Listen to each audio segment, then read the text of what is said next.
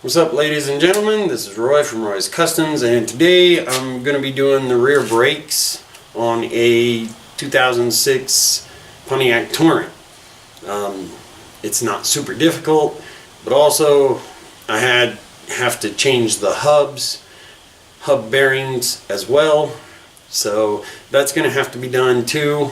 So I'm just going to kind of get into it, kind of show you how it's done, explain a few things along the way, and then when I'm done I'll explain a few more things. There's actually some more work that needs to be done to this. I'll have to change the heater core, which according to several people the entire dash has to come out to get it out. So that might be a 2-day job. One to disassemble, take it out, and then one to put it back in. So we'll see how much work is actually involved in that. So anyways, I have to do the front brakes too, and hopefully all goes well. Front brakes are pretty easy. I'm not really going to show you that, so because front brakes are pretty basic. They're disc brakes. The rear brakes are actually drum brakes, and they're a little bit more difficult to deal with because there's actually quite a few more parts and stuff to have to deal with. So anyways, I'm going to get into that, show you guys how to do the rear brakes on an 06 Torrent.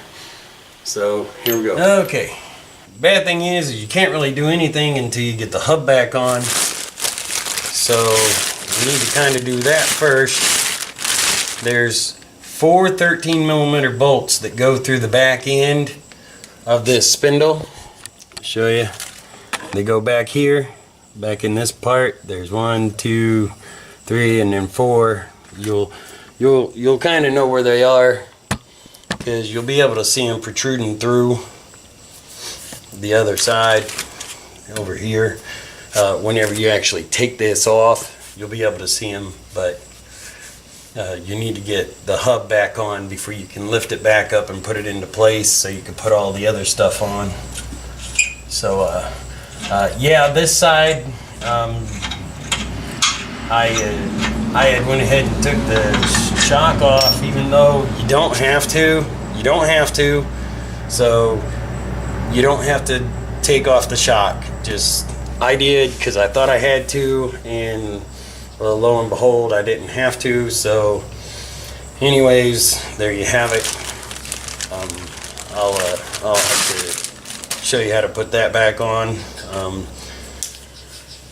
I like to have garage pads, not just for me, but for any parts that I may lay on the ground. I'll put the parts on the pad instead of like sitting them on the ground or whatnot, if I can avoid it, because that way I don't potentially mess anything up. So you know, it's kind of up to you on what you want to do with all that. But anyways, you got these 4 13mm bolts that go into the back end.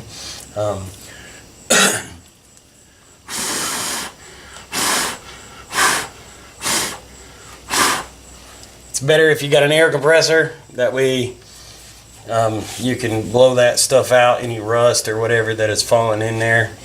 Kind of want to line up this plate and the first bolt hole and stuff all first, and then you get your socket and also get your part. Put that through and set that in place if you want to, and that lined up with your CV shaft, your rear drive shaft, whatever you want to call it.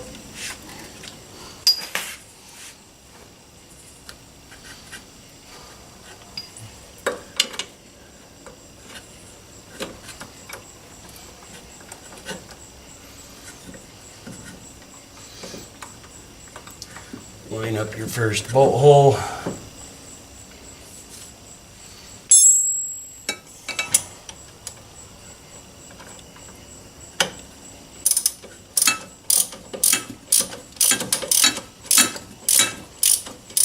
So it kind of holds it in place. Get your second bolt in there, and it should be lined up.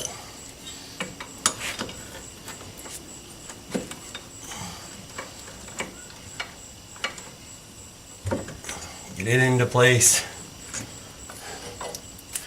and so on and so forth. Actually, I did this one so it was easier to get to that bottom bolt, but like I say, come to find out, didn't even have to be taken out of there actually, because I ended up being able to get to it on the other side without taking that out. So anyways, it's kind of up to you, whatever you want to do. Whoops. Obviously, everything's up to whoever's doing the job on how they want to do the job. It was a little bit easier, not a whole lot, just a little bit though. Like I say, once you get the hub back in to position, then you can kind of tighten everything down.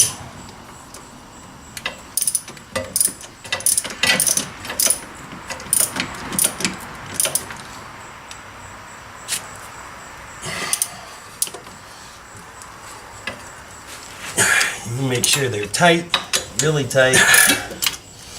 Okay, now that that's back on,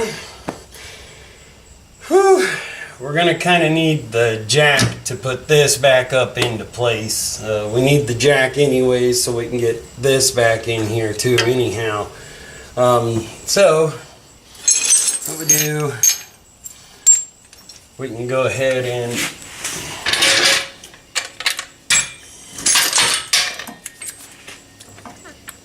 position the jack underneath here. Well, I'll just use my pliers because I didn't bring my handle over.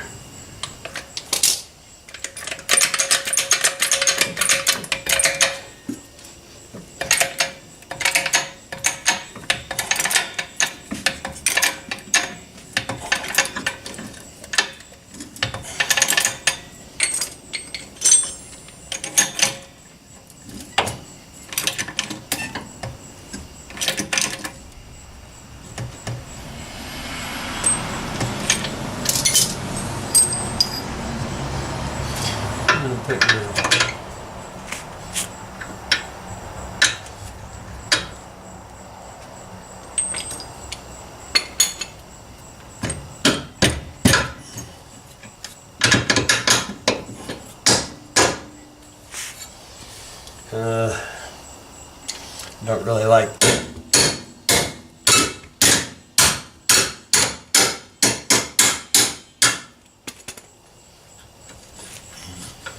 Okay, we got the shock back on. Now we need to line this back up, which what I'm probably going to go ahead and do is I'm going to get the jack underneath there. That way I can lift it up.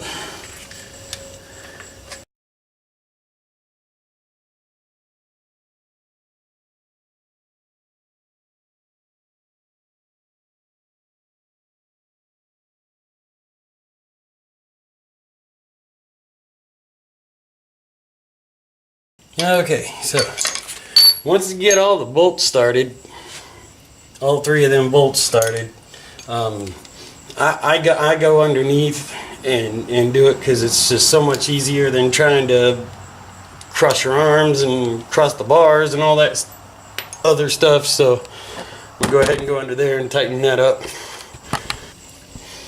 Okay, once you got those three bolts tightened back up, then it's time to put this back into place. And being we already have this jacked up, it'll make it so much easier than trying to fight with it. Now, the nut on this goes to the back. I don't know for sure if it makes any real difference other than maybe so it's not in the way of, say, the plug or something. I'm not really sure if there's any other excuse why it's like that. So So other than the fact that maybe aesthetics, possibly, I don't know.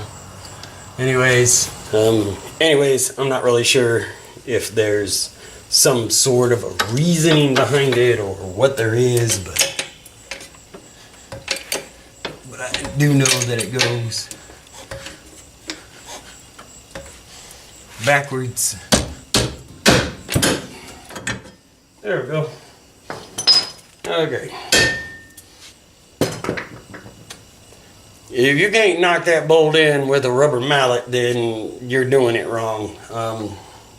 Anyways, just a little tip. Don't use like a steel hammer or a sledgehammer to be beating and banging on bolts and stuff down anywhere, really, if you can avoid it.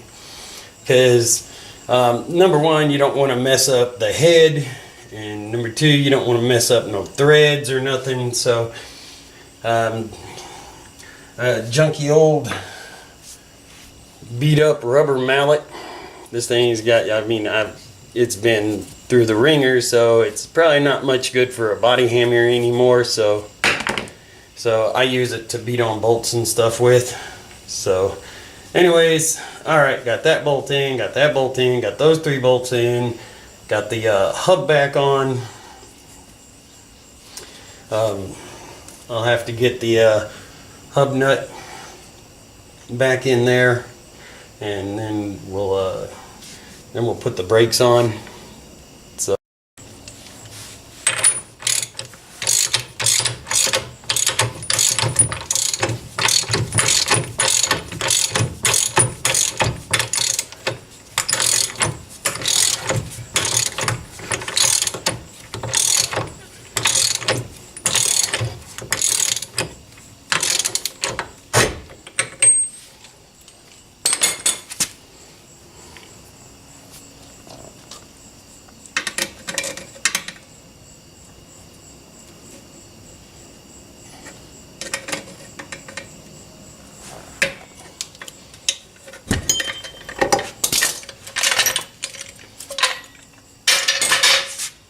okay, now we got the hub nut back on. Alright, well, okay, huge difference between cling, cling, cling and this. That's beautiful. That's amazing. Both of the hub nuts still need torque down. I haven't done that yet. Like I say, before I set it down, I'll go ahead and I'll torque them up, get them taken care of. So anyways, I need to get this nut back on here. That needs to be done. And of course, once I get this back tightened up, we can plug this back in anytime, really. Just gotta make sure we don't mess it up with the wrenches, tightening that bolt up. There. Okay, that's your wheel sensor that needs to be plugged in, or you'll get like an ABS light or whatever. You'll get a brake light of some sort. So anyways, that has to be plugged back in. So we got the strut or the shock on, we got the hub back in, and we've got these 3 bolts putting the spindle back on, and this bolt will be tightened up momentarily.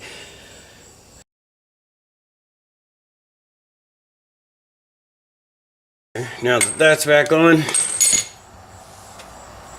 we'll be ready to put the brake shoes back in, and I'll show you that.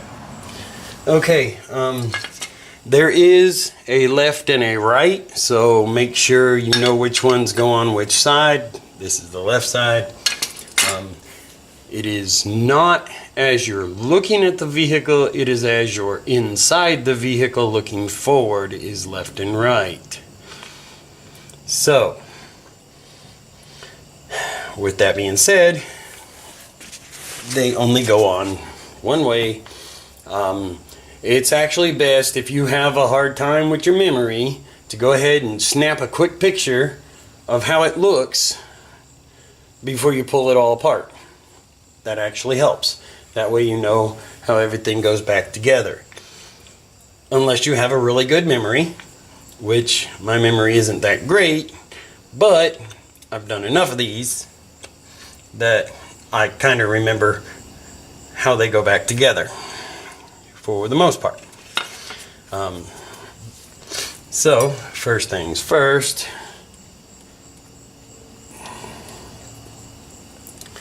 you have the first side, which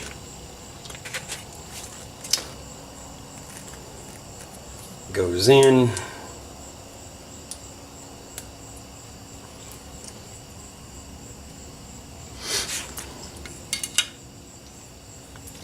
And don't forget your retainer pin goes in.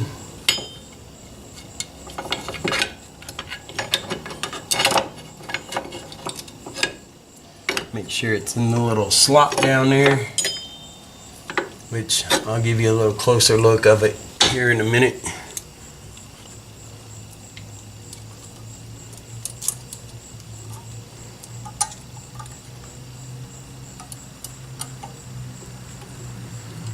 Put these on. Yeah.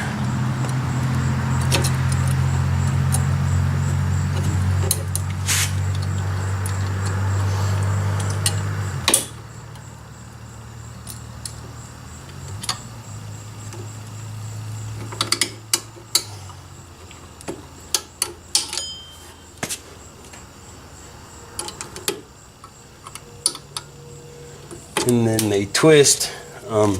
As you can see, the way that they're made, they have a slot that they go in, and then you twist them and they set in there. I'll show you a little bit better example. The end of it, of the pin, is actually made to where it holds. See that? And then it goes in, twist, and then it holds it. Okay, and that's your retainer set, which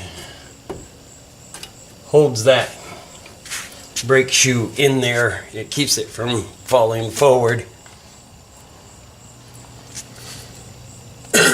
Of course. Okay, now this is actually a difficult part to do, because you have to get this spring moved forward.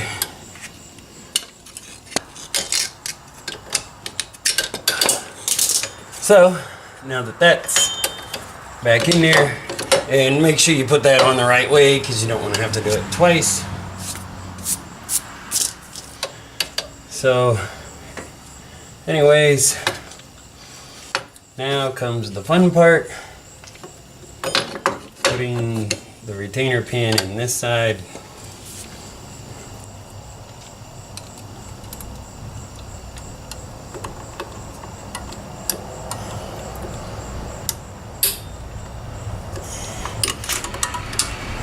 Ta-da! Alright, now we got both of the retainer pins in. Now there is going to be a little bit more to this, because this other side, when we go to put the new spring in,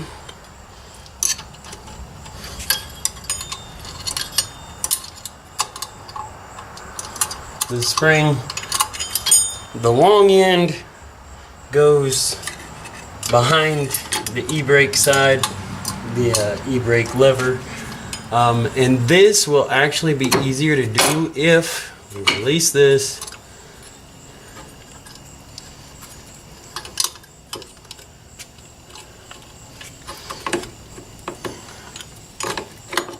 Let this go forward a bit.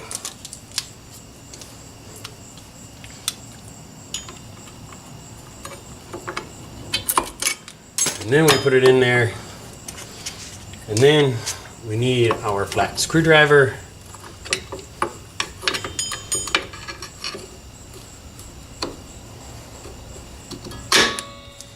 Slide it into place.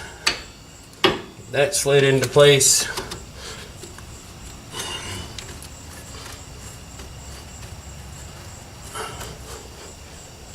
There we go. Now for the self-adjuster.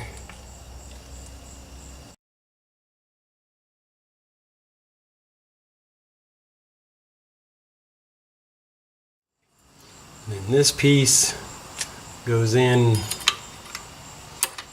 the slot here and in the upper slot. See how that goes in there?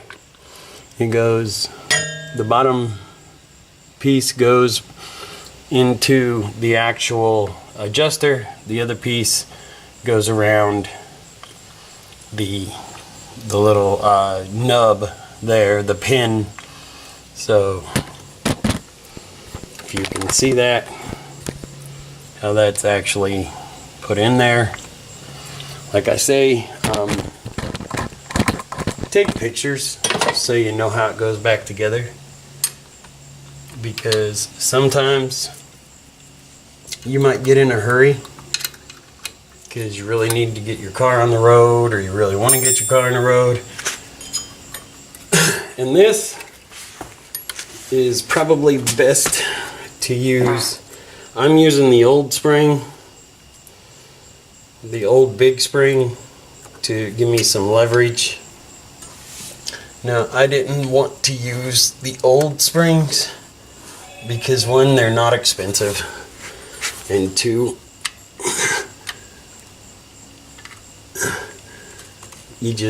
you're better off with them being so rusty and nasty and stuff. You might as well put new springs in, because of the fact that a hardware kit isn't that much, so it's okay to. And besides, I needed, because the one retainer was gone and the other ones were pretty crappy, so I needed new retainers anyways. So figured just get the whole kit so you can replace the springs and the retainers and get that all taken care of. So now we got the hub back on, we got everything bolted back up, we've got the new brake shoes in. So next would actually be going ahead and torquing these down. So I will get the stuff ready and I will do that. Okay, as you can see, I got my breaker bar here holding two of the studs.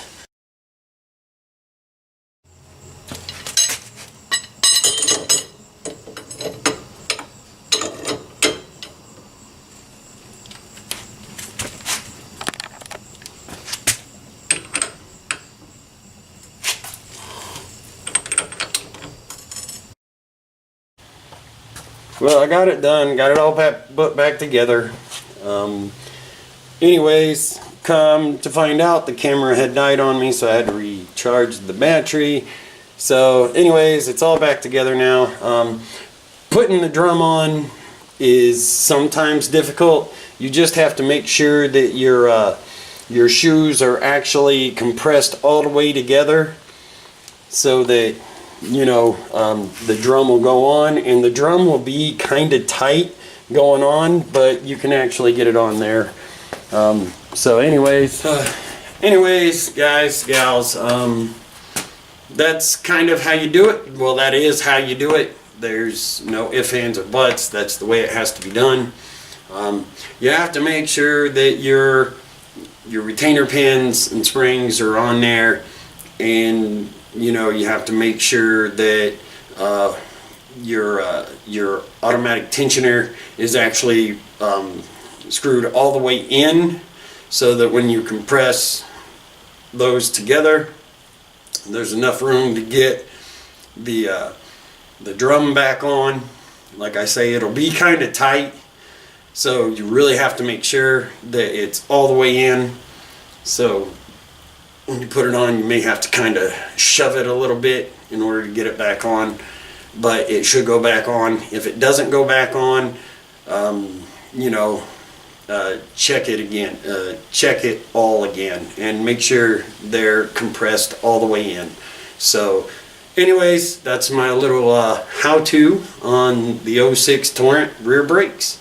And I'm going to have some other stuff that needs done. I also need to replace the carrier bearing on the drive axle, the rear drive axle. Come to find out, well, it's missing. So that has to be replaced as well. So I'll show you that in another video. So thank you guys and gals for watching. Feel free to subscribe, hit the notifications so you can see more projects and more how-tos and who knows what else on Roy's Customs. So anyways, thank you guys for watching. Have a spectacular day or night, whichever one it is for you. Peace out.